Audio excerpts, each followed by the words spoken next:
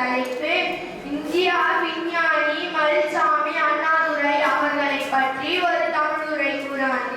இன்று நான் பேச போகும் நபர் இந்திய விண்வெளி துறையில் தன்னலமற்ற பணியாற்றிய மயில்சாமி அண்ணாதுரை.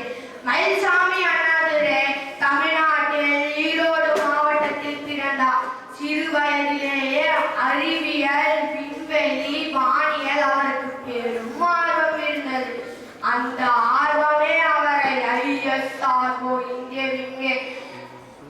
விண்வெளி என்ற பெருமிகு நிறுவனத்தில் சேர வழிவகுத்தார். இவர் சந்திராயன் 1 திட்டத்தில் முக்கிய பங்காற்றியவர்.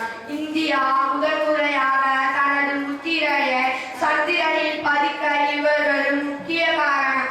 இதனால் இவரது தலைமையில் நடந்த அனைத்து விண்வெளி திட்டங்களும் வெற்றிகரமாக செயல்பட்டது.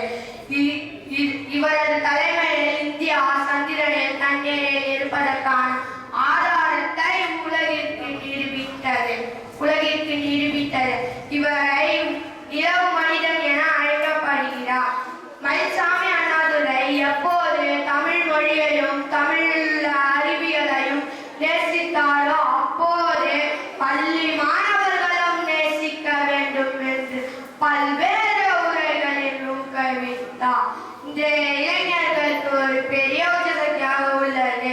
மயில்சாமி அண்ணன் நம்மை போல ஒரு சாதாரண குடும்பத்தில் பிறந்தார். ஆனால் அவருடைய கனவு சாதாரணம் இல்லை. கனவு காணுங்கள், கடினமான உழைப்புடன் அதே உங்களது குறிக்கோளாக எண்ணுங்கள். இத்துடன் நான் என் உரையை முடித்துக் கொள்கிறேன். நன்றி. நன்றாக பேசிய உற்சாகத்தை நன்றி.